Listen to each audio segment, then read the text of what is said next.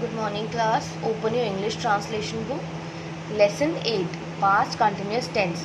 Lesson 8 Past Continuous Tense हम जब हमने हाफ ईयरली सिलेबस कंप्लीट किया था उस टाइम ये कंप्लीट हो चुके हैं हमारे हाफ ईयरली सिलेबस में जितने आपके इंग्लिश ट्रांसलेशन के चैप्टर्स हैं. Now we will revise these chapters. So हमारा जो हाफ ईयरली का फर्स्ट चैप्टर था वो था lesson 8 past continuous tense. See tense कितने टाइप के होते हैं? टेंस 3 टाइप्स के होते हैं. टेंस क्या होता है? टेंस का मतलब होता है टाइम, और टाइम या तो होता है पास्ट या प्रेजेंट या फ्यूचर. तो इन्हीं में ही टेंस भी डिवाइड किए जाते हैं, जैसे पास्ट, प्रेजेंट एंड फ्यूचर. तो आज हम पास्ट में कंटिन्यूस टेंस पढ़ेंगे. कंटिन्यूस मतलब अगर कोई एक्शन जो है, कोई वाक्य में जो एक्शन हो रहा है, कोई काम हो रहा है, वो भी कंटिन्यू हो रहा है, वो ख़त्म नहीं हुआ है.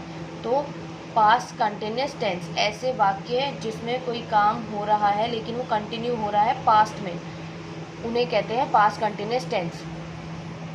अब पास्ट कंटिन्यूस टेंस की पहचान क्या है? क्रिया का अंत रहा था, रही थी, रहे थे या फिर रही थी से होता है. ठीक है.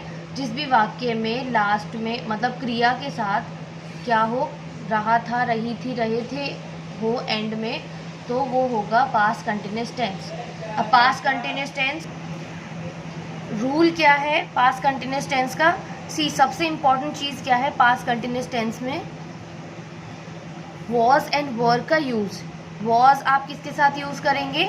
जब subject I, he, she, it या फिर जितने भी सिंगुलर नाउन्स या प्रोनाउंस होते हैं वो हो तो आप वॉज यूज़ करेंगे. एंड अगर सब्जेक्ट क्या हो, यू, वी, दे और सभी जितने भी प्लूरल नाउन्स हैं या प्रोनाउंस हैं उनके साथ आप वर यूज़ करेंगे. यानी सिंगुलर सब्जेक्ट के साथ वॉज एंड प्लूरल सब्जेक्ट के साथ वर. एक चीज़ जो इसमें इम्पोर्टेंट नोट करने वाली है, यू अगर सिंगुलर है या प्लूरल है आपको यू के साथ वर ही यूज़ करना है. यू के साथ कभी भी वॉज यूज़ नहीं होता. ठीक है. टाइप्स ऑफ सेंटेंस हमने प्रीवियस क्लासेस में भी पढ़े थे. 3 टाइप्स के होते हैं. First is affirmative sentence. Affirmative sentences वो सेंटेंसेस होते हैं जिसमें क्वेश्चन भी नहीं पूछा जाता और ना ही नॉट का यूज़ होता है. मतलब सिंपल स्टेटमेंट होती है, सिंपल सेंटेंसेस होते हैं, उनको कहते हैं affirmative sentence. Second is negative sentence. वो सेंटेंस जिसमें नॉट का यूज़ होता है, मतलब नहीं का यूज़ होता है. जैसे मैं पढ़ रहा था, ये हो गया अफर्मेटिव सेंटेंस. मैं पढ़ नहीं रहा था, ये हो गया नेगेटिव, नहीं का यूज़ हो रहा है तो negative. Third one is interrogative sentence. Interrogative sentence वो सेंटेंस होते हैं जिसमें हम जब कोई क्वेश्चन पूछते हैं तो वो सेंटेंस कौन से होते हैं? Interrogative sentence. जैसे कि क्या मैं कल पढ़ रहा था, यहाँ पर मैंने क्वेश्चन पूछा. ठीक है. तो ये क्या हुआ? वाक्य इंटेरोगेटिव सेंटेंस हुआ.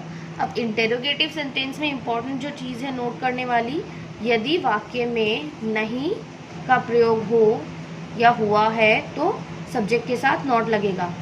अभी जब हम इंटेरोगेटिव सेंटेंस पढ़ेंगे तब आपको मैं ये समझाऊंगी कि नॉट आपको कहाँ यूज़ करना है. सो अफर्मेटिव सेंटेंस देखते हैं. सबसे पहले अफर्मेटिव सेंटेंस का रूल है, सबसे पहले आप लिखेंगे subject, then was were. According to subject आप यूज़ करेंगे. सिंगुलर सब्जेक्ट है तो आप वॉज यूज़ करेंगे, प्लूरल सब्जेक्ट है तो वर.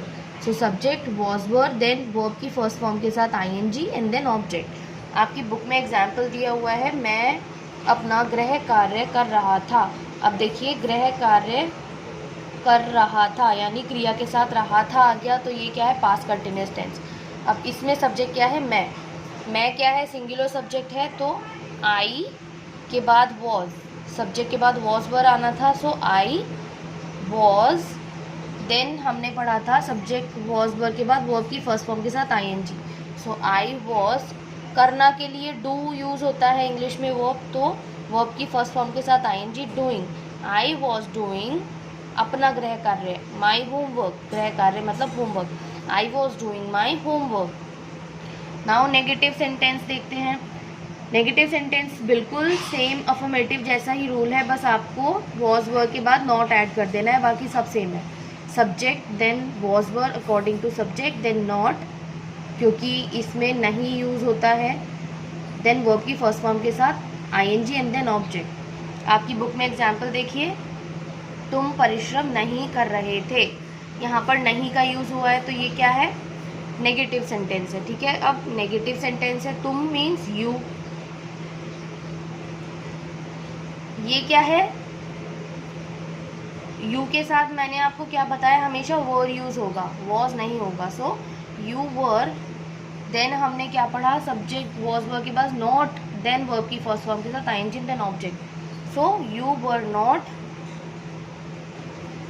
वर्किंग हार्ड, परिश्रम के लिए इंग्लिश में वर्ब यूज होता है वर्क हार्ड। सो हमने वर्ब की फर्स्ट फॉर्म के साथ आईएनजी ऐड करना है, so working hard, you were not working hard. Now third sentence is interrogative sentence. इसमें आपको जो आप वॉज वर यूज करते हैं सेंटेंस को ट्रांसलेट करने के लिए, वाक्य को ट्रांसलेट करने के लिए, उसको स्टार्टिंग में ले आएंगे। मतलब इंटरोगेटिव सेंटेंस में वॉज वर से सेंटेंस स्टार्ट होगा। So was were, then subject, then verb की फर्स्ट फॉर्म के साथ आईएनजी, देन ऑब्जेक्ट। इसमें एक चीज़ जो नोट करने वाली है कि अगर कई बार क्वेश्चन में जब हम क्वेश्चन करते हैं तब भी हम नहीं का यूज़ करते हैं। जैसे क्या शेर दहाड़ रहे थे, ये तो हो गया इंटरोगेटिव सेंटेंस। अब क्या शेर नहीं दहाड़ रहे थे, यहाँ पर भी हमने नहीं का यूज़ हुआ और क्वेश्चन भी पूछा है, तो वो क्या हो जाएगा, नेगेटिव इंटरोगेटिव सेंटेंस, ठीक है। ऐसे केस में जब नहीं का यूज़ हो इंटरोगेटिव सेंटेंस में, तो आप सब्जेक्ट के बाद नॉट लगाएंगे, was were, then subject, then not, then verb की फर्स्ट फॉर्म के साथ I N G, then object. So interrogative sentence जैसे आपकी बुक में दिया है, क्या वह पत्र लिख रही थी। अब यहाँ पर क्वेश्चन पूछा है, ठीक है, क्या वह पत्र लिख रही थी मतलब लड़की की बात हो रही है और सिंगुलर सब्जेक्ट है। सो हम वॉज यूज़ करेंगे, वॉज लड़की के लिए सब्जेक्ट यूज़ होता है शी, वॉज शी। लिखना के लिए इंग्लिश में राइट यूज़ होता है वर्ब। सो वर्ब की फर्स्ट फॉर्म के साथ हमने आईएनजी ऐड करना है, देन ऑब्जेक्ट।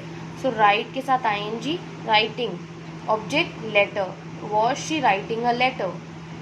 सेकंड देखिए, क्या शेर दहाड़ रहे थे, यहाँ पर बहुत सारे शेरों की बात हो रही है, मतलब प्लूरल सब्जेक्ट है। सो हम क्या यूज़ करेंगे, वर,